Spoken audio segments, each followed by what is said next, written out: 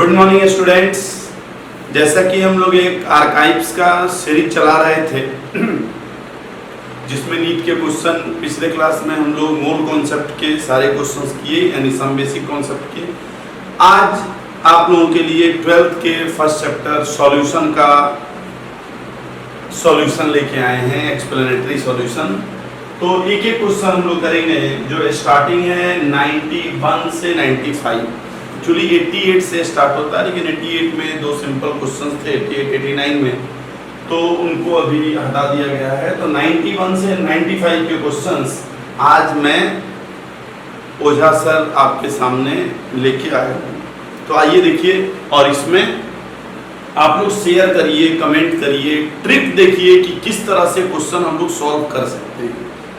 तो एक एक क्वेश्चन लास्ट तक देखिए, आपको उसमें बहुत ट्रिक मिलेंगे और अच्छा भी लगेगा। आइए देखते हैं पहला क्वेश्चन। देखिए फर्स्ट क्वेश्चन क्या कह रहा है कि the relative lowering of vapour pressure is equal to the ratio between the number of. बिल्कुल फॉर्मूला बेस्ड क्वेश्चन लग रहा है। पहला कह रहा है solute molecule to solvent molecule. ये मॉलिक्यूल्स कहने का मतलब उसका क्या है, मोल से है, ठीक है। तो ये मोल की बात कर रहा है। और relative lowering in vapour pressure, तो आपको पता है P0 minus PS by P0 equal to क्या होता है, काई B, यही ना। इसी को कहते हैं relative lowering in vapour pressure. तो relative lowering in vapour pressure जाहिर सी बात है किसके बराबर होगा, मोल फ्रैक्शन के बराबर। और मोल फ्रैक्शन क्या होता है बच्चों, नीचे टोटल मोल और ऊपर मोल ऑफ सॉल्यूट। लेकिन अगर ये नहीं दिया रहता नीचे टोटल मोल, तब हम लोग NB बाई NA भी कर सकते थे। तो यहाँ पहला क्वेश्चन क्या कह रहा है, solute molecule to solvent molecule. तो ये होगा नहीं, क्यों? क्योंकि सॉल्यूट कह रहा है बाई सॉल्वेंट कह रहा है, तो ये नहीं होगा।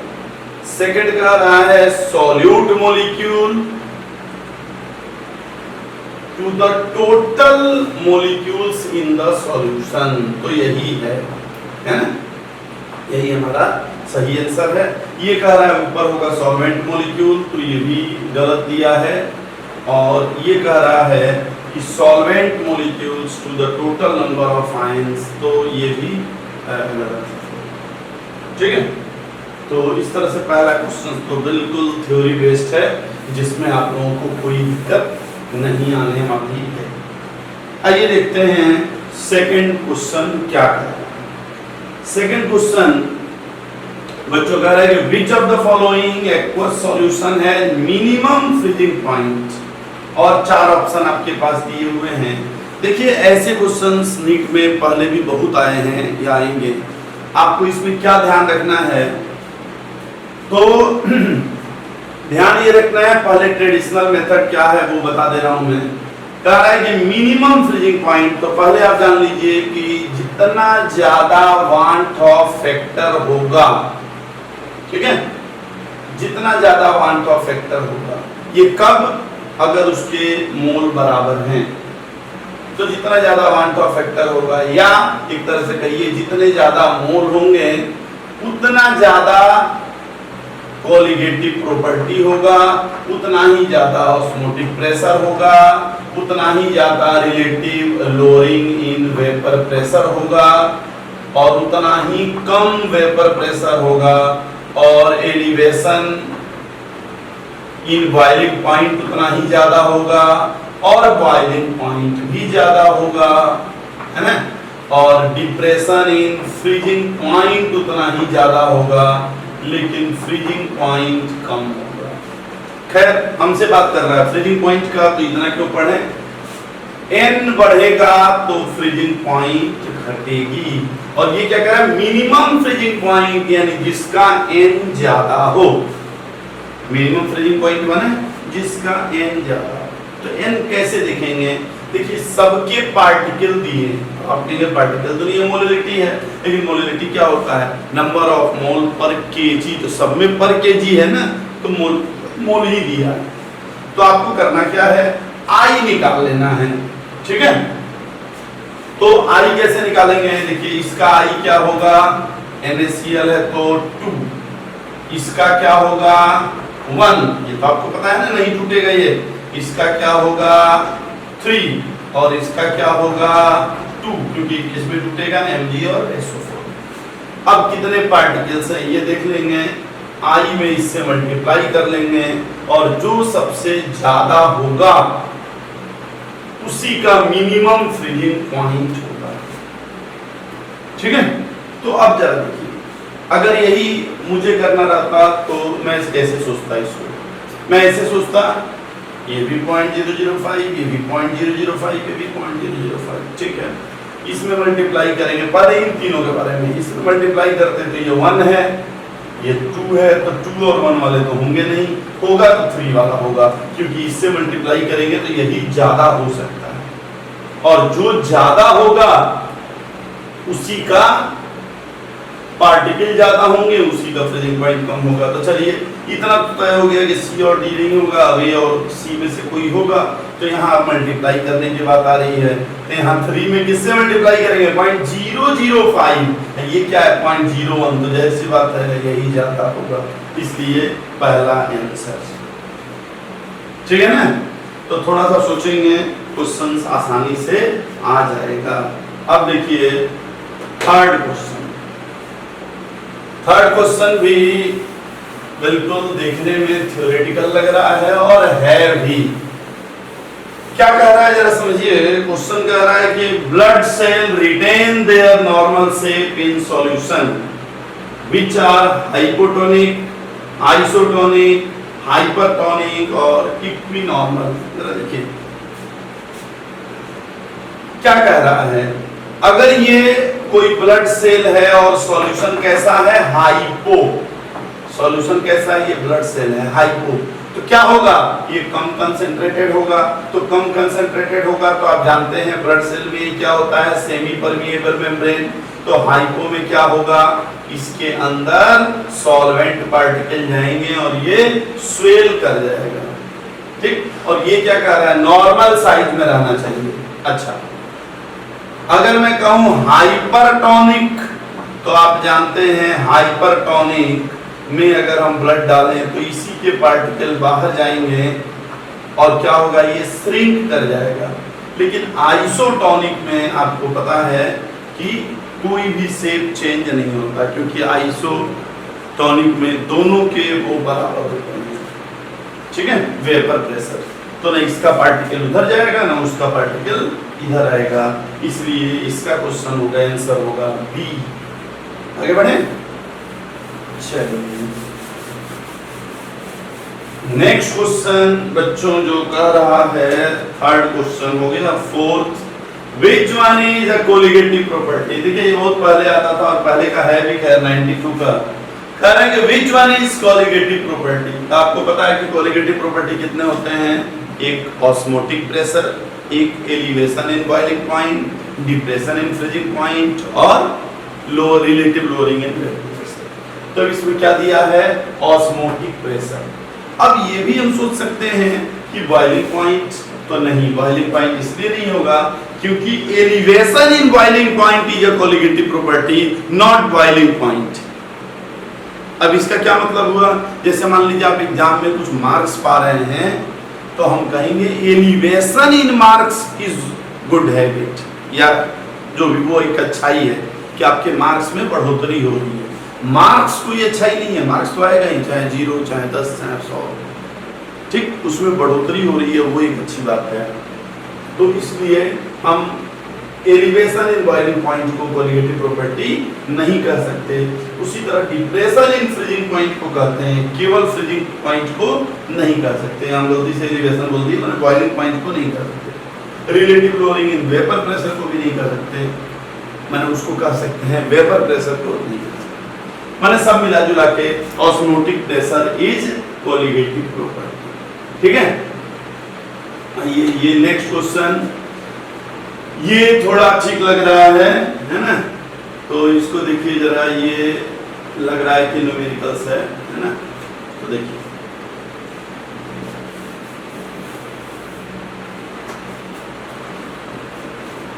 क्वेश्चन देखिए क्या कह रहा है, इफ 0.1 मोलर सॉल्यूशन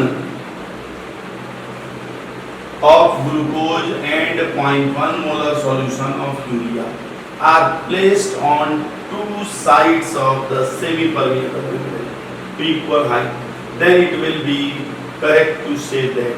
अब देखिए जरा, एक तरफ है 0.1 molar glucose, 0.1 molar glucose,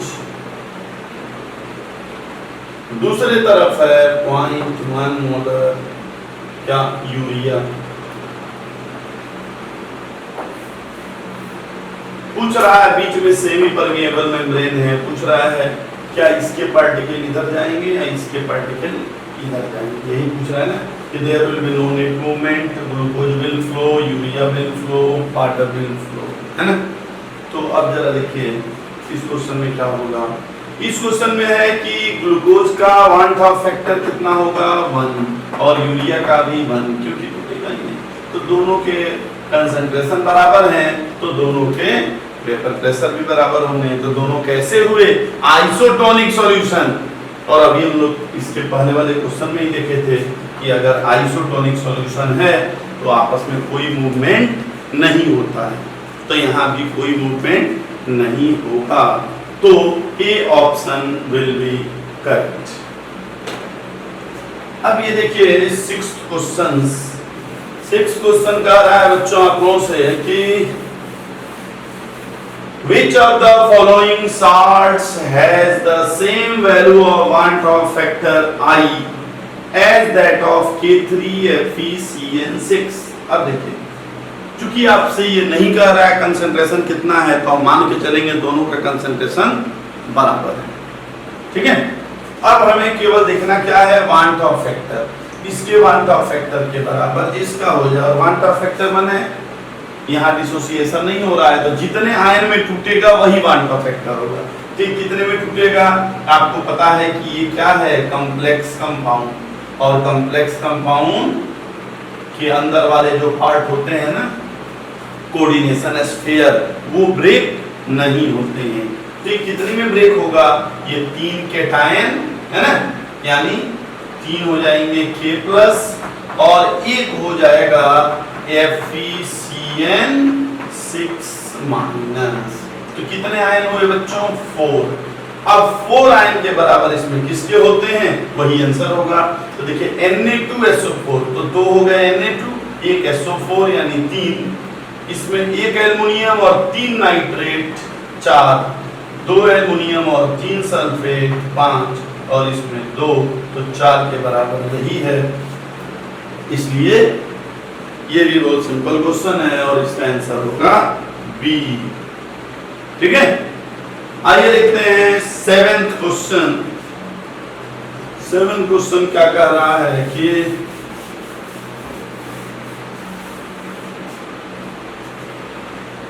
how many grams of methanol should be added to water to prepare 150 ml solution of 2 molar।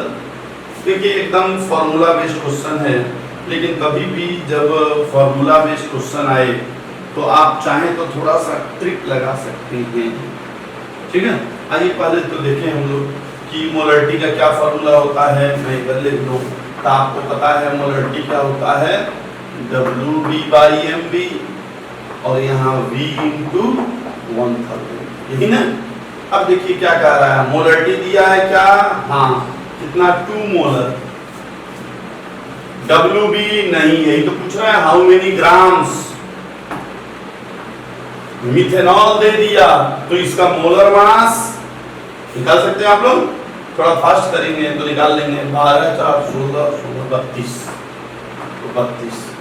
Volume कितना दिया है बच्चों 150, और ऊपर क्या लिखेंगे 1000। तो देखिए पहले तो आप कोशिश क्या करिए यहीं पर आंसर लाएं कटा के, ठीक है।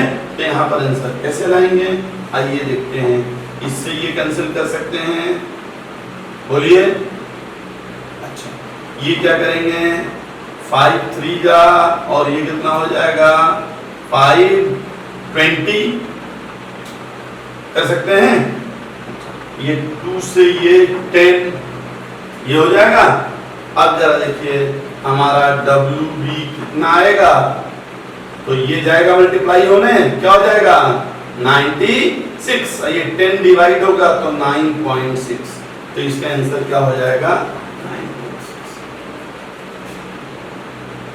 ठीक है, तो बिल्कुल सिंपल क्वेश्चन है, कुछ भी नहीं है इसमें। अब 8 क्वेश्चन, लेकिन उस समय बच्चों को यही टफ लग रहा होगा। आप लोग जब एग्जाम में देखते हैं ना तो थोड़ा सा आधी बुद्धि उस समय काम नहीं करती है, तो इसीलिए कूल माइंड से आराम से दीजिए, बस जी जान से लग जाइए कि मुझे सिलेक्शन लेना है। और इन क्वेश्चंस में अगर आप 10 क्वेश्चन कर रहे हैं तो 10 क्वेश्चन में कोशिश करिए कि हमारा 10 सही हो। ये भी गलत हो रहा है तो सोचिए ये क्यों हो रहा है, ये नहीं कि 90% तो आ गया हम खुश हो गए, ऐसा मत करिए। देखिए 8वां क्वेश्चन क्या कर रहा है, 94 का है। At 20 degree centigrade the highest osmotic pressure is exhibited by 0.1 molar solution of. देखिए सेम क्वेश्चन जो अभी देखे थे, हमने क्या कहा था, नंबर ऑफ पार्टिकल बढ़ेगा तो ऑस्मोटिक प्रेशर बढ़ेगा, क्योंकि ऑस्मोटिक प्रेशर एक कोलिगेटिव प्रॉपर्टी है। अब सबके लिए नंबर ऑफ पार्टिकल कितना है 0.1 मोल इन 1 लीटर, तो उसमें तो कोई चेंजिंग करना नहीं है। करना क्या है, हमें आई की वैल्यू देखनी है, कौन कितने ज्यादा में टूटेगा। ये क्या है, ग्लूकोज I = 1, ये है यूरिया I = 1, ये है CaCl2 I = 1 आयन, और ये 2 आयन, 3 आयन और ये 2 आयन। तो आपको पता है कि आंसर क्या होगा, जिसमें ज्यादा आयंस होंगे। ठीक है, एकदम सिंपल है। और अब ये 9th क्वेश्चन 95 का ही है, ये जरा देखिए। 9th क्वेश्चन ये कह रहा है कि according to Raoult's law the relative lowering of vapour pressure for a solute is equal to. ये तो अभी हम लोगों ने देखा था पहले क्वेश्चन में कि relative lowering of vapour pressure का फॉर्मूला क्या होता है, काई और काई क्या होता है, मोल फ्रैक्शन ऑफ सॉल्यूट। तो इसमें तो कुछ भी सोचना ही नहीं है, बस ये ऐसे ही हो जाएगा, मोल फ्रैक्शन ऑफ सॉल्यूट। ठीक है, तो लास्ट क्वेश्चन नहीं है ना। तो ठीक है बच्चों, इसमें 91 से 95 तक केवल 9 क्वेश्चन थे। आप लोग ये बिल्कुल मत सोचिए कि क्वेश्चन आसान है कठिन है, शुरू से लेके लास्ट तक पूरा करिए। ठीक, और चूंकि हम लोग चाह रहे हैं कि एक बच्चे पूरे आर्काइव्स फ्री में कर लें, उनको कोई किताब भी खरीदने की जरूरत नहीं पड़े, IIT भी नीट भी, आप लोग भी इसके भागीदार बने, आप लोग भी और बच्चों तक इसको बताएं, इसको सब्सक्राइब करें, करवाएं, ताकि बहुत बच्चे हैं जिनके पास दिक्कत है वो भी आराम से पढ़ सकें और इसमें आप लोगों का भी सहयोग वो मिले। ठीक है बच्चों, थैंक यू।